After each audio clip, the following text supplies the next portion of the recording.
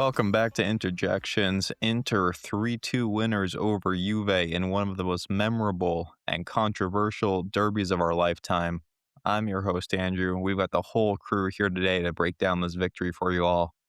Mikko, I must ask, are you still calm?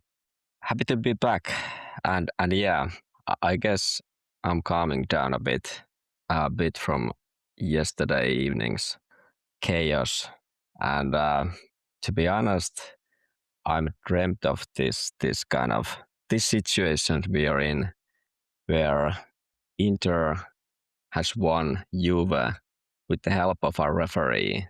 That's something I've been dreaming for a while, and now it's reality. I'm really enjoying this moment. But yeah, there's a lot to unpack, so I'm ready. Don't worry, the Juve PR machine is in full operation this morning. Jay, what's up?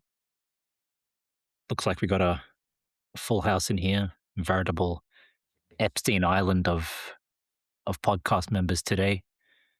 As I mentioned earlier, full representation, black, brown, yellow, and white, all united as one, brothers universally united, if you will. Brothers of the world. And we've got, that's right, brothers of Epstein Island. Excuse me.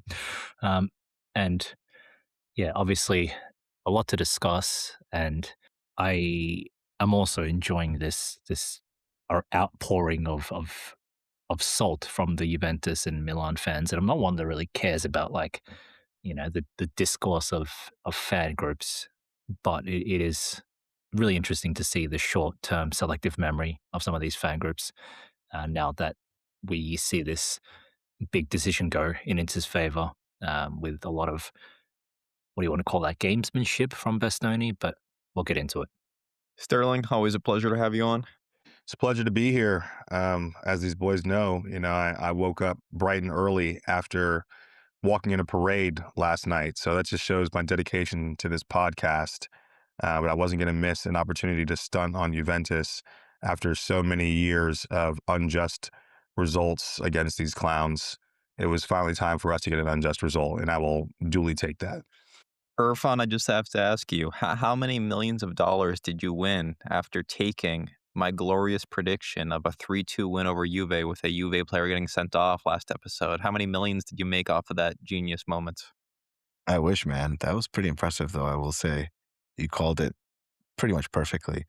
But really, I'm upset that we're even talking about this derby right now. I mean, have you guys seen the Dow? It's at over 49,000. That's what we should be talking about. I don't know why we're talking about some silly game. We should be just talking about how awesome the market's performing. But if you guys want to insist on talking about Inter, I guess I'm willing to do that. So, yeah. It's funny that Sterling said he was partaking in a festival last night. Suspiciously happens to time in with the world famous gay and lesbian Mardi Gras that took place in Sydney just over the weekend. Hey, you know what? Me and lesbians have a lot in common. I'll leave it at that. Okay. I think it's time to talk about the game. Off to a roaring start, yes. All right. Well, I don't know. Where should we start?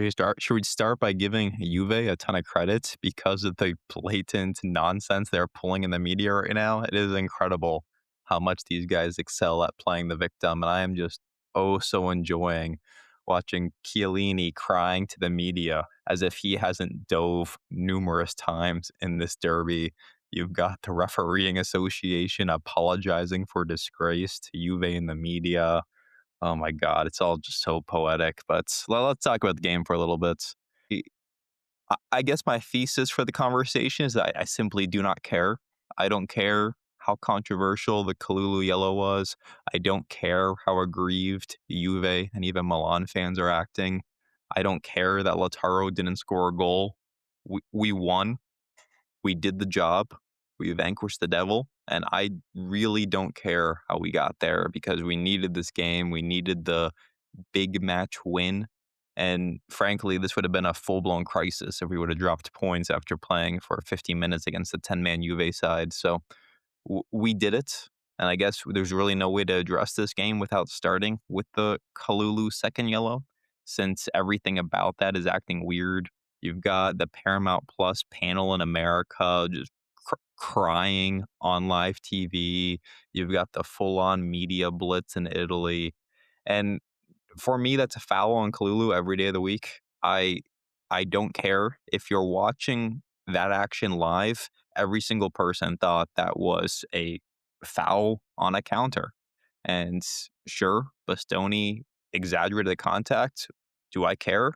Have we never seen a Juve player do that before? I've seen Juve players do that in this derby my entire life. If you ignore the fact that was a second yellow for Kalulu, this isn't even a top 5 of the worst dives I've seen in this fixture over my lifetime. We've still got the Quadrado Perisic incident for a few years ago. We've got Chiellini in the box with Lukaku. You can go back. So I truly do not care. They can deal with it. And like I said, if you watch that action live, I immediately thought that was a foul. If you want to slow it down to an ultra slow motion replay and say Kalulu didn't touch enough of Bastoni or Bastoni made extra of it, I don't care, man. I just don't care. So the football itself, I guess, I'll just say that I was actually fine with how we came out. I see a lot of people blasting us for our first 15 minutes of the game, where Juve were the better side on paper.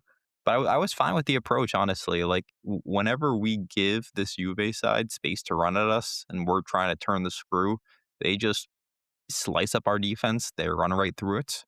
So I was okay with taking, sitting deeper, forcing them to show something, and just getting to the stark reality of this is not a clinical Juve side. You dare them to break you down. So I think it makes sense. But I'm going to pause there. I have a lot of thoughts on this match, but I think we need to focus on the penalty call to start just because it's getting so much airtime. Mikko, the moment you've been waiting your entire life for, please elaborate. Excuse me, what was the question? All right, we gotta slice that one up in editing. Just talk about the penalty. I'm not editing shit. Penalty? You mean the red card? The red card. Thank you. Oh, yeah, okay. Yeah, I got confused. I'm not editing shit. Yeah, let's go with this. Yeah, I guess you said it as it go. I think that's a foul. No questions. No question there, but is it a yellow? I don't know about that. Bastoni, he sold it really well. I'll give a ton of credit for him for that. I'm not gonna hide behind any kind of I'm fine with the dive. That's kind of he's a gamer, so you gotta pull that off. You saw the celebrations, you saw the pictures of him celebrating in front of the referee while Kalulu is complaining, being miserable there, knowing what's coming, and yeah, it's always a foul, but I don't think the yellow is a harsh. We can't deny that, but that's how it goes, and you said it perfectly at the start that the way the media, the Juve world is kind of piling on this thing, while this is, well, not maybe every derby, but there's almost always something fishy in the derbies. And once it goes against them, it's like a catastrophe. It's like a total disaster, and football is ruined, and the media is acting like a crazy at the moment, and that just shows kind of the hypocrisy what we have there. Like Chiellini, that's really bad what he's doing there. He's, I don't know what's his title, some kind of a director or whatever, and he goes and comments like everything is kind of ruined, and you can't go like that. We can see the quotes from Chiellini or Buffon from the past, how they say after some controversial wins by Juve that, yeah, you just gotta move on, and winners go and kind of continue their life, and Chiellini losers has will made worse complain. dives in this fixture. Yeah. I remember I remember we lost when the Perisic Cuadrado match, when they needed to win against us to get the Champions League. We already had won the Scudetto and they needed to win.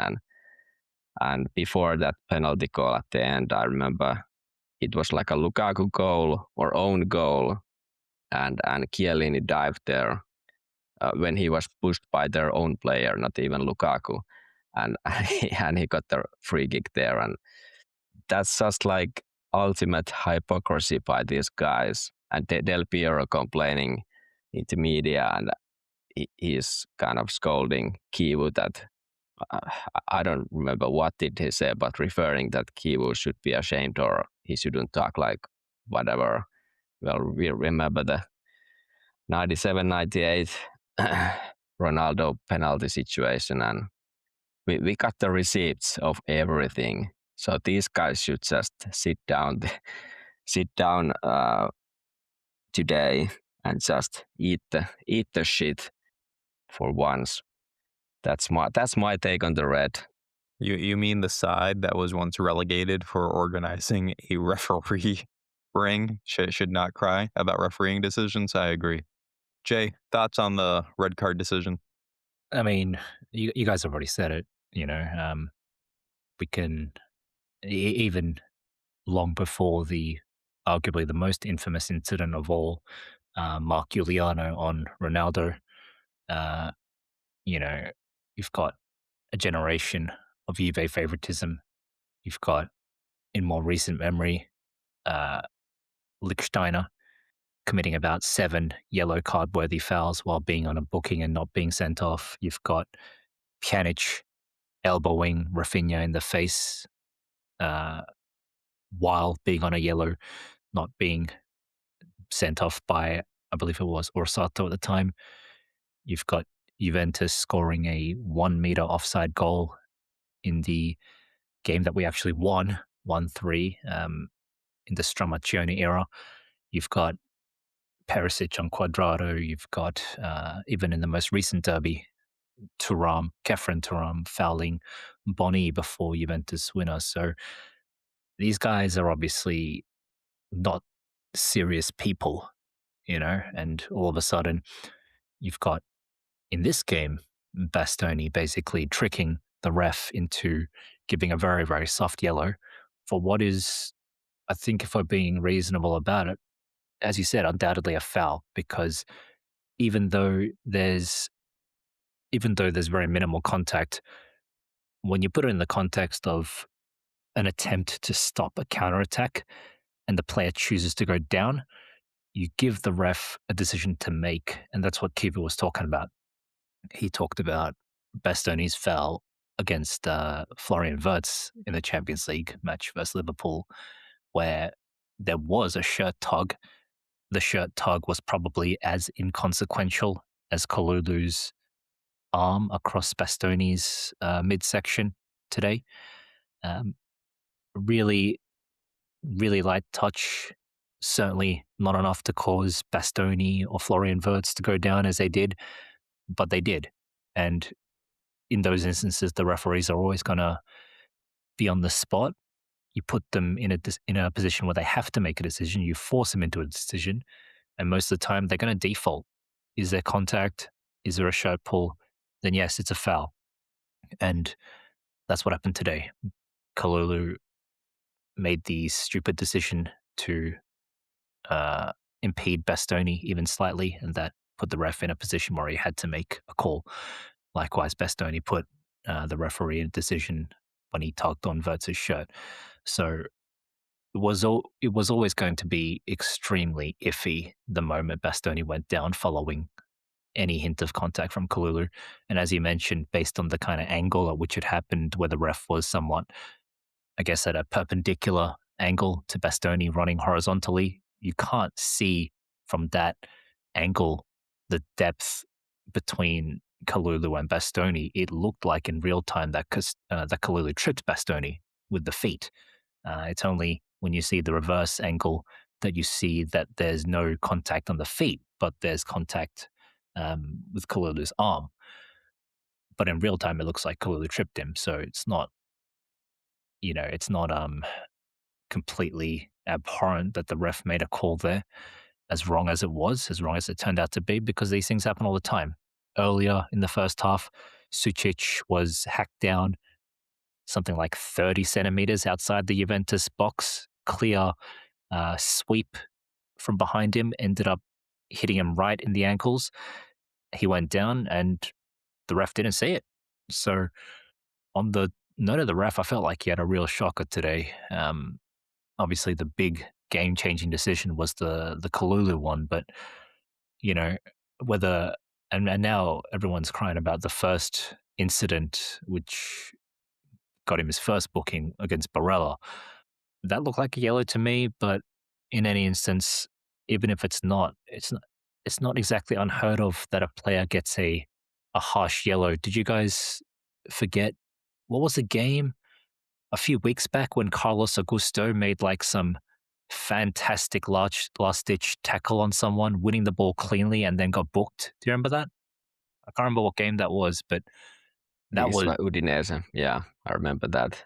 yeah, it was a inch perfect tackle, clear as day, all ball, and yet somehow the ref ended up booking Carlos Augusto.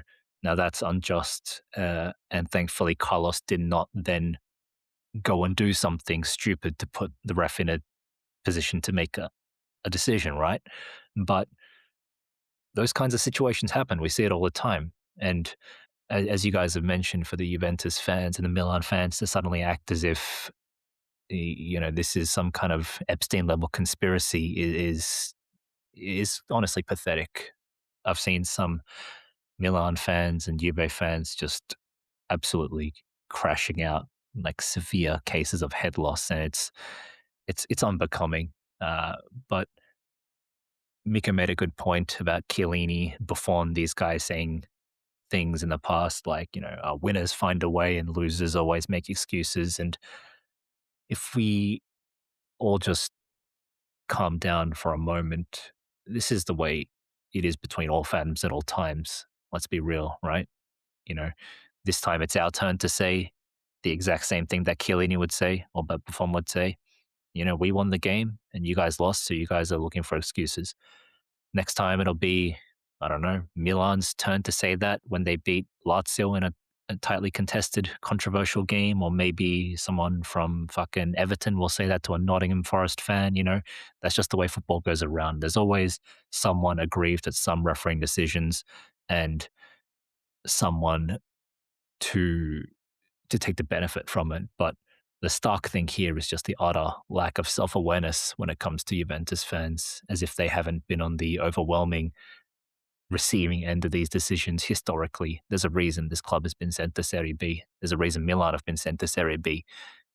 And the simple lack of awareness just is extremely revealing from these guys. So, as Andrew said, it was imperative that we get the job done. And to have it done in this way is, I don't know, not ideal in some ways. I mean, what's the best case scenario? We beat them 15-0 without any controversy. That would have been better, sure. But, I'll certainly take this and a big fuck you to Milan and Juve while we're at it. Exactly. And my last note on the refereeing will be that clearly the cooking was in the second half when just about every foul went Juve's way. I think we fouled them 8 times.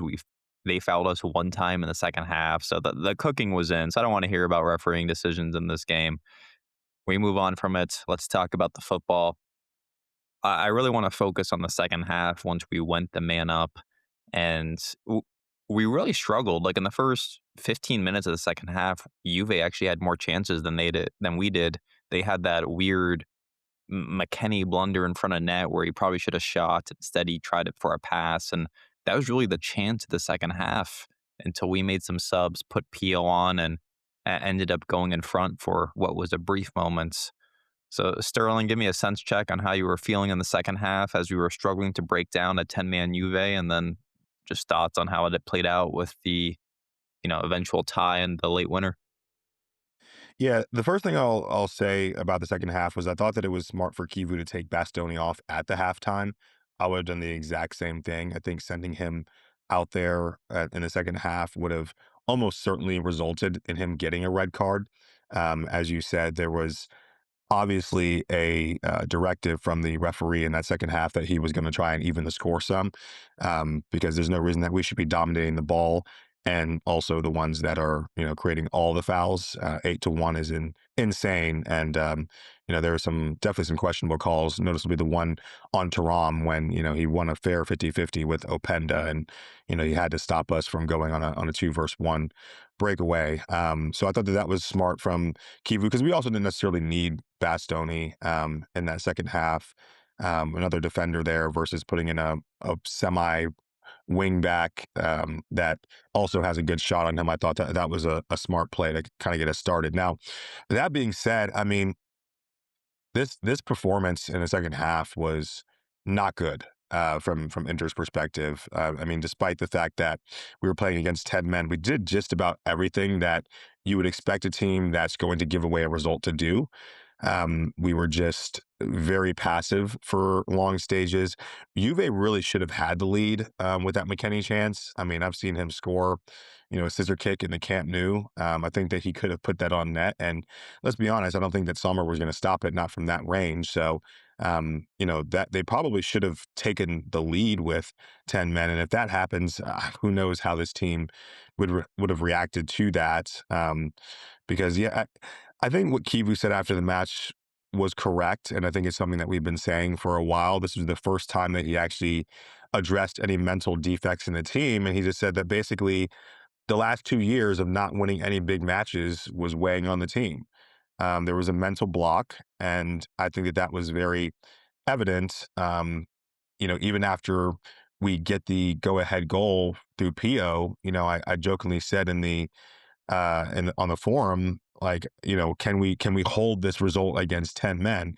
And I really wasn't joking. I mean, I really was concerned that we weren't going to be able to hold the result against the 10 men. And the goal that we give up to Locatelli, I'm sorry, but it's just embarrassing.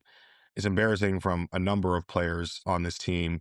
Taram, first of all, he gave up the ball in a very weak manner. Then Lautaro directly afterwards does the exact same thing. And listen, Lautaro's our captain. This is the guy that we want to show up in the big moments. This is the guy that you want to have put his foot on the ball and calm things down, not make a mistake on the halfway line that immediately leads to a counterattacking situation where, I'll be honest, I felt like Zelensky didn't necessarily cover himself in glory there either. Obviously, he made up for that later on, but just really lazy, lackadaisical, arrogant defending in that situation. Um, you know, uh, somebody could have at least slid and tried to block that shot. Instead, we just kind of have lazy legs hanging out there, and again, it just looked like Juve at that point wanted it more than Inter did, which again I just don't really understand. Jay mentioned on the preview episode that every time we play Juventus, they seem to go up 500 points and we seem to go down 500 points. And I felt like this match in general was really true to that thought where, we really didn't play well this game at all. And I am concerned how this game would have turned out if they were with 11 men instead of with 10 men. Luckily we don't have to find out. And again, I think that Bastoni was smart enough to make a decision that ultimately gave us an advantage. And that's the way that these matches go sometimes. But, yeah, I was not impressed with our second half performance. I thought that we um, did everything possible to let them back into this match. And honestly, even when we went up late, I still wasn't sure that we weren't going to somehow give up a third and walk away from this match with a point. But like you said in the beginning, Andrew, ultimately, the most important thing was finding a way. I will 100% take this victory. We've needed something to go our way in a big match for a really long time. And so I just hope this team can be normal. I just hope this team can be normal now. Just play the big matches the same way that you play the small matches. And I know it's not ever going to be the same, but there shouldn't be any reason why all of a sudden we forget how to play football at moments during a match. You know, there shouldn't be a reason why we have these episodes during every big match. I just hope that we can get back to being normal. But on the whole, I didn't love large parts of that second half yesterday. Yeah, and I hope this is the change we need. I hope this is the win that gets us over the hump so we don't have to think about this again. But we all know what happens if we go out there and we drop points to Milan next month. It's going to be the same conversation on repeat, and it's going to be people saying, oh, you only did it because of the referee. And we need to stack a couple of these if we want to, quote, prove people wrong, if we really want to get over this mental hurdle once and for all. But this is a big one. Keeps the pressure on Milan in the Scudetto race. Now they play Como midweek, and we're really doing a great job seizing our own destiny here. So you won't hear me complaining too much. Irfan, talk to me about this legendary goal from Zelensky. A moment, I think I saw this was the only goal Inter's ever scored in the 90th minute to win a derby. Immediate, goes into the glory of the club's history. And really, with this midfield would be nothing without him this season. Yeah, kind of came out of nowhere. I mean, he's been really good this year, finally been healthy. We're kind of seeing the best of him. And that goal was incredible. I mean, it showed a lot of poise, a lot of calm under pressure. I can't imagine the psychology on the pitch in a moment like that where, it's obviously a derby. You're battling for a Scudetto. You're at home. You're going to hear the controversy of all that's happened on the pitch so far. And then you give up a late goal in the 82nd minute, whatever it was, to Juventus, resulting in a draw. And then you're figuring out some way to get a goal to win the match. And then the ball comes to you right there. And then, you kind of make a shot there. I mean, he didn't just blast the ball. Like he kind of took his time, set it up and unleashed a shot. And it was just pitch perfect. I mean, it was an incredible shot. To me, the most impressive thing about it, other than the technique of the shot itself, was just the calm. Like he had a plan and he executed the plan. Like there was no rush of blood to the head that we see from so many people on our team, including our strikers. And so that to me was very impressive. The timing of it all, the poetry of it all, the just icing on the cake for a great night for Inter overall, and an important 3 points. So yeah, he's definitely put himself in sort of the Inter history books in terms of like memorable goals, and the fact that it was in a derby against Juventus makes it all the better.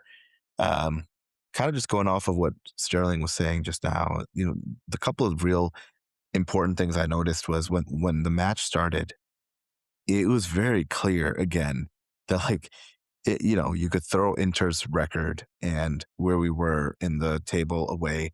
You could throw Juventus's record away, and we just did not look like the better team. Like we looked immediately like we were scared and playing out of fear.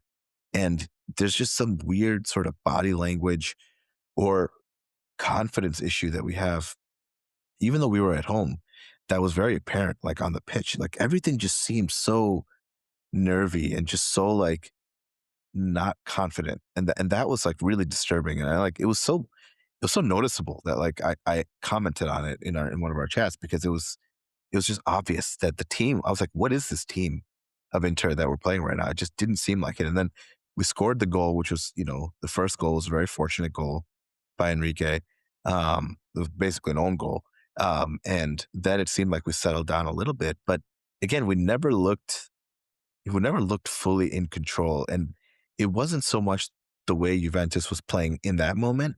It was just our own sort of mentality and the typical sort of Inter way in some of these matches. And so I was very worried about that. In the second half, which we talked about, the thing that I found interesting is literally like a minute before they scored, I kept commenting, and this was the second goal they scored. I kept commenting that like, for some reason, even though we have 11 men and we have a man advantage, there's an entire side of the pitch that was wide open for Juventus. And I couldn't figure out exactly which one of our players or what the specific tactic was, but there was times where like an entire side of the pitch was overloaded on Juve. They had like 4-on-2 or 4-on-3, just like consistently. And I was like, I don't understand how when we are up a man, we're leaving like whole sides of the pitch completely open for Juventus to like get a cross in or get an attack. And I said that, and then like literally a minute later, through that same side, they ended up getting the ball into Locatelli, and then he made that shot and he scored the goal. And so that was kind of head scratching to me. I don't understand why when we're up a man, it seemed like we were like leaving entire sides of the pitch wide open for Juventus. That just seemed really weird and like a mistake tactically or an individual mistake on the players. I want to talk a little bit about Pio's goal because that was awesome as well. What a great experience for him. What a great moment for Inter fans. Great cross in, just textbook goal. And it was a very important goal at the time, obviously, but I don't want that to get lost because of what happened with the red cards and then what happened overall in the match with the Zelensky goal and all the drama. But Pio came in and he did exactly what he was supposed to do. And he did something that neither of those two bums that started the game, Thuram and Lautaro, did at all. I'm so frustrated because, again, Lautaro was nowhere to be found before Mikko jumps in to defend him. Let me just say, I appreciate all the stuff he does, all the other stuff he does, the soft things he does. But man, another match completely disappears. We need strikers who can score goals. Thuram at least was able to get a great shot on target that almost led to a goal off of a header. But man, again, Lautaro, nowhere to be found. And then he gives up the ball late as part of the reason that Juventus ended up scoring the equalizer. So I'm just like at my wit's end with that guy. But more than that, I want to give credit to Pio because he came in. He was right where he needed to be. Great header. And the guy just consistently ends up being in great places and showing like textbook, like number 9 skills. So I was very happy for him to get such an important goal in a derby. I don't think we score yesterday in the second half without Pio and his physique and his stature. We were really out of ideas in the first portion of that second half. And I did not think Thuram was bad yesterday. He was actually dangerous. He had the shot that's, like you said, that was saved by De Gregorio from close range. He had the beautiful backheel pass that set up Zelensky for the point-blank shots. Like, he was okay, and he just fell apart in the second half. In the second half, he kind of lost his legs. Lautaro, well, we got to get Mikko's thoughts on this one as the certified Lautaro defender. Yeah, it's difficult moment for a Lautaro defender after this match. Yeah, I gotta give you that. There were like not many good plays by him, like maybe few in the whole match, and I think he's struggling, especially against Bremer. He's struggling a lot. He can't find the space, and I remember in the second half when I saw Kivu was kind of indicating and shouting like, "Go to the box!" Like, we need players in the box, and Lautaro was just like roaming around because he wants to find the space because there's no space in the box. But then he's like completely useless if he roams around there and there's no one in the box or maybe one player in the box. So yeah, I don't know. It's difficult for Lautaro. I think it's especially against these really tough defenders who can kind of they can mark him so well. He can't find his space, and he becomes this kind of guy who tries something, but then nothing comes out of it.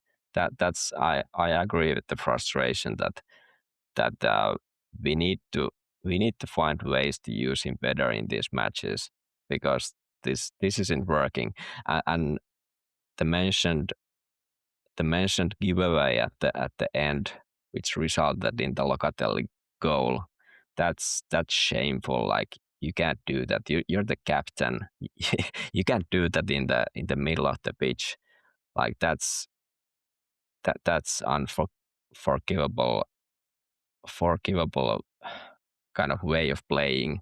Like, you start dribbling there like that and then lose the ball. I don't know was there a foul or not, but that's almost irrelevant because you give the you give the opportunity for your opponent to steal the ball from you instead of just playing it to the defender or whoever. You start this kind of, was it like he was turning to the center and tried to go forward and just loses the ball. That was terrible. I don't know. It's hard to defend Lautaro after this match. He needs to find his ways to make an impact in these matches a bit better than this, or a lot better than this. But quickly, before we move on, I wanna comment on the performance. I feel that this was our worst performance of the big matches this season, which is like funny because this is the only one we won. But this was just plain awful to me. First half, it was like you guys discussed, a bit scary play. In the second half, like starting with a disaster, like what was going on there in the defense when the McKennie thing. It started by Cambiaso tripling Bissek. Bissek went out or came off the defense line and tried to challenge him, and Cambiaso just dribbled past him like nothing. He got the shot, and then I don't know what happened. How can there be two Juve players in our box in front of our goalie and no Inter players nowhere around? Then there were so many bad plays in that sequence of events that there was kind of a storm going around in my head during the second half because I was so pissed at how kind of disorganized or lack of ideas our team was, and that was really infuriating, especially at the end when after Locatelli goal, after Zielinski goal, there was time still, and it was like incredible way to play football when you are winning. There's few minutes left, and we somehow managed to kind of give the ball to the opponent all the time, and they are playing with a 10 man. Like some weird things were going around, and I really hope that the team and the coaching staff kind of take a lot of learnings from this match. I hope that Q was throwing some bottles in the dressing room after the match, because he should be furious with the players. I remember Akanji especially. He was like spreading his arms many times during the match because like there wasn't the normal structure there and no one to play the ball to, and that was really frustrating the second half. Even with the kind of we were with the man advantage and a complete lack of ideas, and then this defensive like total chaos, which felt so kind of not characteristic for this team, but suddenly here all normal behavior went out of the window, and we acted like complete crazy. That was really frustrating. But then in the end, none of that matters when we got the 3 points. But I really hope we the kind of the coaching staff will address like many issues there, and maybe it's I don't know if it's a mental thing. What you guys mentioned is maybe the biggest one. Yeah, Like, the good thing is Definitely a that mental thing. Kivu, Definitely a mental thing, I reckon. yeah, Kivu spoke about it after the match, which makes me feel better about it. It was the first time he really had addressed it, and I mean, he basically said like that second half of that match was trash. I mean, he didn't like the way that we had defended the lead and that we managed the situation. So at least it's something that's noticeable. Really quickly on Lautaro, um, I feel like there's no debating how much Lautaro cares about Inter, and how much he cares about the shirt.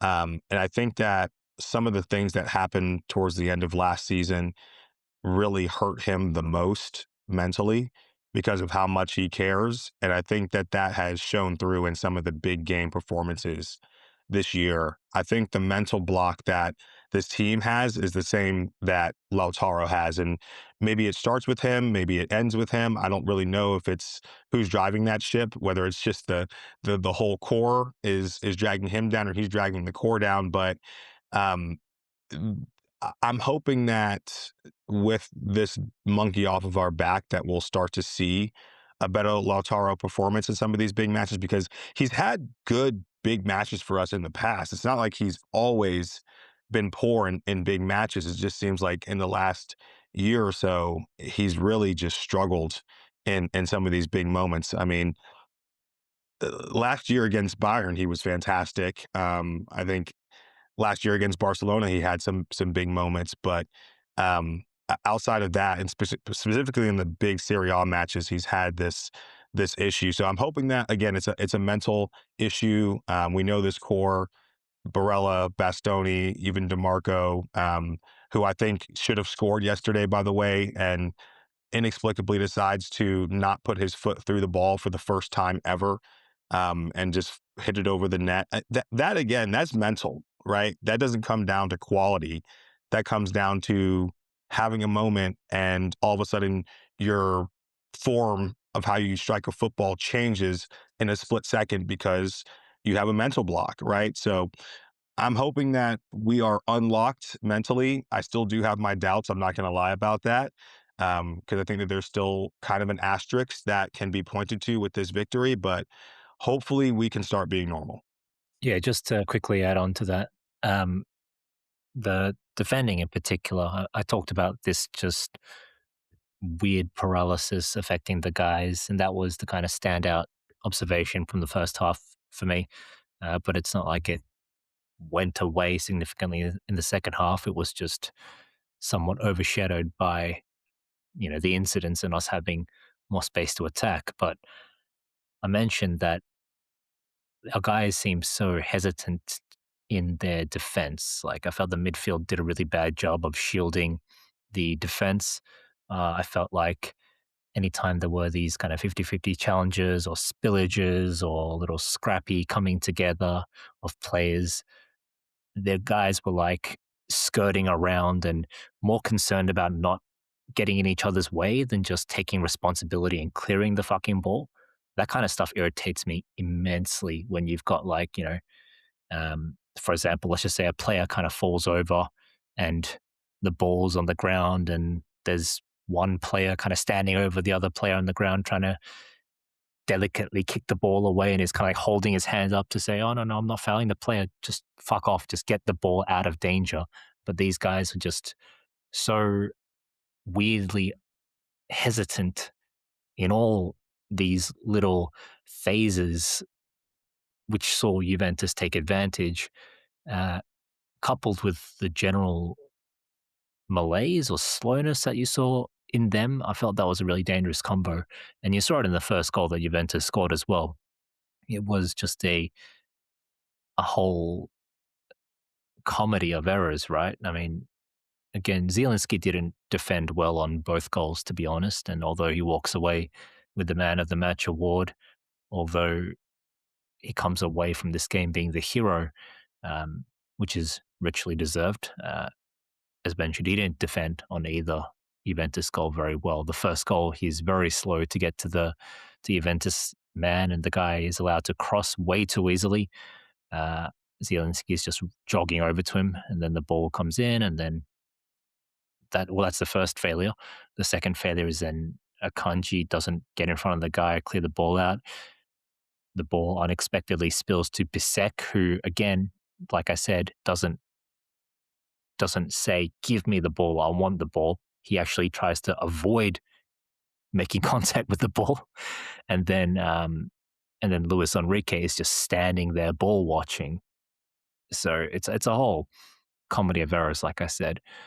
The second Juventus goal, very much the same, where somehow you've got, despite the fact that we have a man advantage, you've got Juventus just kind of fearlessly walking into our box, just making gains in our box. And by the time Locatelli takes his shot, again, Zielinski is very slow to close him down. But look where he takes the shot from. How is he free to get off a shot inside our box at that stage in the game? Where's the concentration from these guys?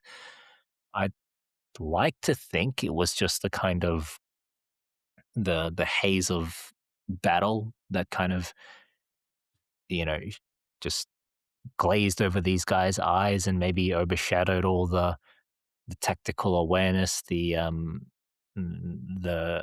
concentration here. And I'm hoping that after the frenzy of this melee after the dust has finally settled, that the guys can take the win under their belt and build upon it, mentally speaking. Because some of that game was just dismal to watch. And I look, if that Juventus attack in about the 49th minute, that's the one where Cambiaso is a fucking wingback, guys. He's not a Yildiz, he's not a fucking Yamal, but some wingback dribbles through half our defense, rifles a shot off high into the net.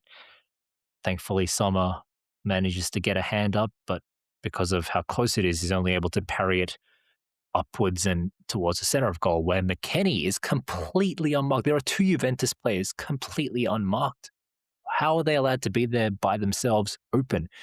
And inexplicably, McKennie, instead of just smashing it home on the volley from literally 2 meters away, or even just heading it, he chooses to somehow pass it inwards. And then Carlos Augusto goes for some fucking hero diving header instead of just clearing it, and he heads it straight. Yeah, that was fucking insane. He heads it straight to Miretti, who gets to blast it straight at Sommer, and then the rebound falls to, I think, McKennie again, who gets to shoot straight at Sommer. And they've basically had 3 shots on goal in the span of like 7 seconds, all the while Inter players are just standing around, looking around, waiting for the ball to somehow go out of play. No one's taking responsibility to force the action. No one's taking responsibility to control the situation. Everyone's just waiting for the situation to resolve itself. And like I said, if that goal had gone in, I would have, or if a goal had resulted from that sequence of play, I would have fucking broken something, because I cannot stand that kind of goal. I cannot stand conceding a goal due to a collective paralysis of indecision where guys are just like afraid to take responsibility for cleaning or handling a situation. So, like I said, the best that I can hope for is that this was just a result of the frenzy of this game, and now that it's over, that the guys can reflect upon it with a calm mind and actually learn something from it, because I don't want the derby against Milan to go this way either. I feel like we don't particularly play well in chaotic games. I feel like we're a very structured team. I feel like we're a very organized attacking unit, and that's why we score so many goals, because we're a system-based team. But therein lies the rub as well. We don't have these Yildiz or Leao type guys who can create chaos, and likewise, we don't defend well against players who can create that kind of space and chaos as well. So I don't want the Milan game to come down to that. I don't want to see Leao just causing havoc running into the box. I don't want to see, fucking Barella and Zielinski trying to vaguely block off Pulisic while holding their hands up to say to the ref, "Oh, I'm not fouling him, guys." Just be a fucking man, stick your foot in there, make a challenge, assert yourself, take control of the situation like a proper defender should. I don't mean defender in like the positional sense. I mean like a person who is defending against an attacking play. Just defend like men, for God's sakes. Last thing from me. Bastoni was fucking dismal. If he didn't get Kalulu sent off, he would have got a 1 out of 10 from me. I'm so glad Kivu hooked him. I want to give credit to Kivu for making good subs at the right times, and perhaps his only mistake was not taking Turam off immediately after we scored the second and reverting back to a 3-5-2. Staying in the 3-4-3 kept us a bit short in midfield, but whatever, it panned out.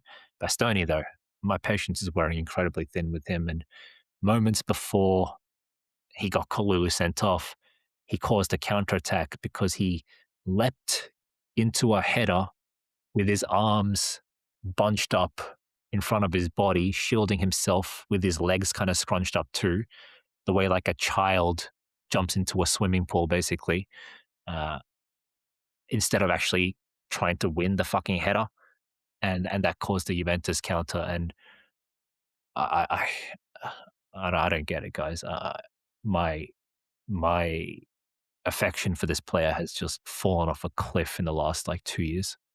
Wow, we're not helping the podcast brand of being too negative on this one. I will say, excuse me, the fact that this fixture in aggregate is 11-10 the past 2 years over 4 games, I think speaks to something broader about these two teams just kind of being incompatible with each other stylistically.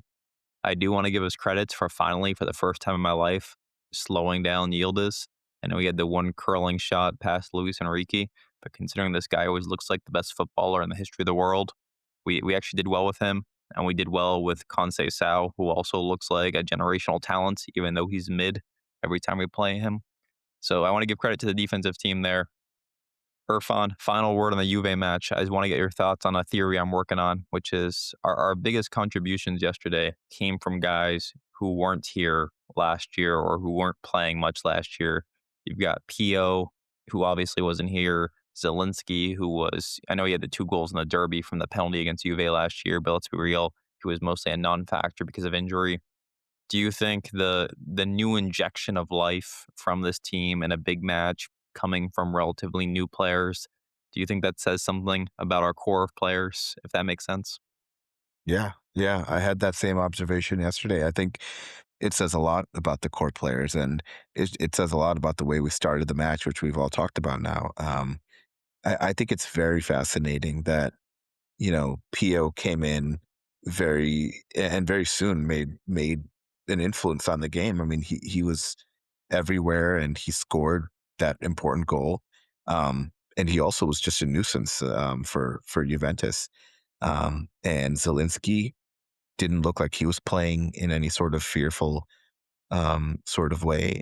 Even Enrique, he made his mistakes, but he found himself in good positions and was a decent performer overall. And I think you're exactly right. I mean, there's something to be said about carrying the weight of what this fixture means, and the lack of success generally that we've had on it for some of the core players that we have. And I think that it was nice to see some young, fresh sort of blood or experienced blood that wasn't afraid on the pitch, because I think that helped. You can't play with the burden of all that's happened in the fixture before, and sometimes you need a little bit of naive exuberance from some of the younger players, and Juventus have benefited from that. I mean, they've had players come in derbies, including I think one of the last ones where that Avdic guy scored, or whatever, he scored like the winner for them. And there's something to be said about having young players who are unburdened by some of the history of this fixture to come in and just kind of do their thing. For them, it might be like any other game, or it might be like a very important game and they're up for the challenge rather than defeated by it mentally. So yeah, I think that was great. The only thing I'll say is I actually do think that Barella had a decent game too, even though he was not effectual in certain ways. I think he was doing a lot of work in the midfield. So I think he had a good game, and I thought DeMarco had a pretty good game too. But it didn't surprise me that the best moments, the most clutch moments yesterday came from people whose pedigree wasn't sort of rooted in all of these failures in big matches. Zielinski, I do think, deserves a lot of credit for that. I mean, he's proven to be a little bit of a big time player with a pretty strong mentality. Probably, forged in his Napoli days. But got to give him credit for the way he played yesterday and showing up in big moments. There's definitely something to be said about that. So I was happy about that. Not to harp on it too much, but how the hell did Inzaghi not use that guy more last year? I mean, I was screaming for it last year, for him to start over Mkhitaryan in that left Matsala position, but it just seemed like we could never. Inzaghi would just never go away with from his tried and tested team. But I mean, what a loss that is that we lost a season of this guy at a very high level when to me it was always evident that there was a quality player there. But anyways, that's you know, no use crying over it now. But I'm just glad that we did get a chance to see the real Zelensky in an Inter shirt before it was too late.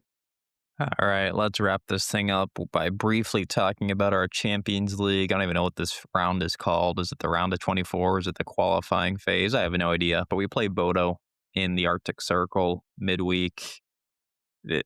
Weird match. You've got to travel all this way to the middle of nowhere to play a match on an artificial pitch. You're heavily favored to win, but it goes without saying that Bodø has played well in the Champions League this year. I mean, this is a team that has beaten Atletico Madrid. They've beaten Manchester City. They drew Dortmund, so you can't just go in here and say this is going to be a cakewalk. I mean, this is a tough team to play against. They've proven themselves in the Champions League. They play a 4-3-3, which, as you all know, is historically kind of the kryptonite of a 3-5-2. So this is a tough one. Like, Mikko, what are you doing here from a rotation standpoint? You have a couple players in Barella and Hakan, who I believe are suspended for next weekend's Serie A match, but you're playing on this artificial pitch. So there's a balancing act of, do you really want to put somebody who is just injured out in this environment? It's also probably going to be freezing cold because it's the Arctic Circle. So yeah, Mikko, what are you thinking? Uh, I wouldn't I wouldn't use Calhanoglu in an artificial pitch. I'm too afraid of injuries there. But I don't know about Barella if he's kind of good enough. He didn't play even an hour yesterday, I think. So maybe he's ready to go. But you said that they are suspended next week, both of them. I believe they're both going to miss the Lecce match. Right. Okay. Well, let's see. I think Kivu might be rotating a bit. I think we might see maybe even Frattesi playing at some point in the match. But I don't know about the attack. It's hard to say. It would be nice to see. I would actually rotate quite a bit in this match. Like just don't lose the match, and that's good enough for me. I think that should be enough, and then we will deal with it in the return leg at home. Just go there and do your job. Start Bunny. I don't know. Sucic can start again. By the way, he started and we won. So that went against what you predicted, but otherwise your prediction was spot on. But I think we could rotate a bit. Mkhitaryan, maybe he could play. I don't know.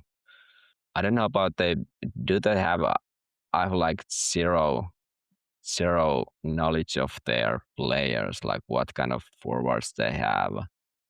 Can we use a Cherby there? I would maybe wanna see some rotation in the defense as well. But let's see. It's hard to predict these Kivu rotations because even the media gets them wrong so many times, or they are changing like throughout the day when during the match day the predictions what's gonna be the lineup. It just keeps changing because no one really knows what Kivu is up to. Yeah, I would rotate, but let's see. If I'm looking at this correctly, not a single player who has played for Bodø this year who is not either Norwegian or Danish, and they have like your stereotypical Norwegian last names. So it's a throwback to like the 1950s football. But I mean, part of me, like whenever you watch Bodø in the Champions League in their league phase, you were rooting for them to win because it's like such a great story. And now it's unfortunate you're stuck playing them because in a vacuum, this is a team you want to see go far. But Jay, give me a quick preview of what you would do for the Bodø match, and then we'll do some predictions. Yeah, no, I have nothing worthwhile to offer as per usual. I know nothing about this team. I try not to really look into the fact that they've claimed a few big scalps, Man City, Atletico Madrid, and previously they had a bit of a reputation for, I think they destroyed Roma once, didn't they? Like 6-1 or some shit. And wasn't that Mourinho's Roma at that? They like crushed Roma on aggregates. Like in 2 fixtures, they just pantsed them twice. Yeah, and then I think they also knocked out Lazio like a few seasons ago as well. So despite that, there's this, I don't know, what do you want to call it?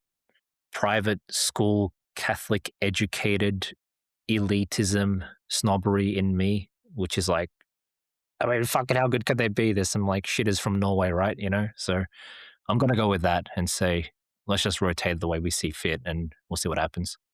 Wait, I just realized they have Jens Petter Hauge, the former Milan player, and I believe now I remember, yeah, he's been having a good season for them, or good time. So that's the one guy to keep an eye on. All right, Sterling, give me a prediction for a midweek fixture in the Arctic Circle against Bodø. This may be more of what I hope we get out of there, but I would love just a 1-1. I think if we can get out of there with a draw, that puts us in a really good position to move on to the next round once we have the home leg at San Siro. I think that this is a really sneaky fixture here. As you mentioned, they claim big scalps. They have beaten a lot of Italian teams over the last couple of years. They have a lot of European pedigree because they've been knocking around the Europa League pretty much every year consistently. So this is a team that definitely can surprise us. I really hope that we don't have one of those games where they score early and all of a sudden things can get away from us if they, all of a sudden score too quickly or something along those lines. I hope we don't over rotate. I think that some rotation is warranted, but hopefully we do put out a fairly strong side, and hopefully we can get at least a draw. So I'm going to predict the 1-1. Mikko, do you hate Norwegian people as much as you hate Swedes? I don't hate Swedes. I don't hate Norwegian people either. So what are you talking about? No, I guess we're just lying on this podcast now. A prediction for the match, please. I'm gonna go with the same result as what we had last time we played in Norway, which was 2002 and 3 in a group stage against Rosenborg, and that ended 2-2 by two goals by Crespo. So I'm gonna go with 2-2, just for the sake of what happened in the past. Irfan. Yeah, I mean, I don't know, guys. It's Bodø. Like, I'm kind of in the J camp here. I think we're gonna win this, and I think it's gonna be like a 2-1 win. And I'm gonna give Hakan a goal, and I'll give Thuram a goal. I might have mentioned this on the podcast before, but I've actually been to Bodø before. I was on vacation in Norway, and my travels took me there. It is an extremely small city in the middle of nowhere, right around this like island chain called Lofoten. People were incredibly friendly, despite the fact I'm a dumb American tourist. So for the people of Bodø who were so kind to me, I will give them a 1-1 draw prediction and give me a Bonnie goal. So you're better at pronouncing Norwegian places than you are at pronouncing Italian. It's true.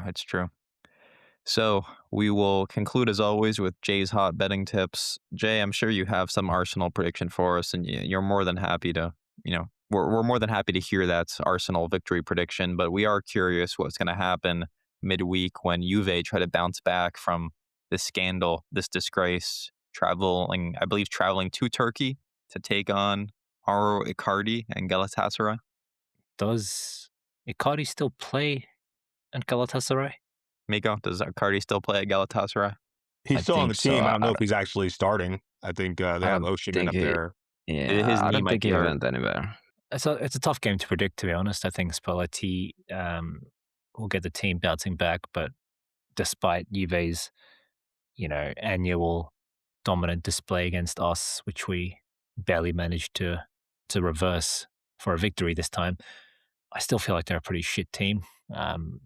And Galatasaray always have a chance to spring something in the Champions League, especially that they have some individual quality.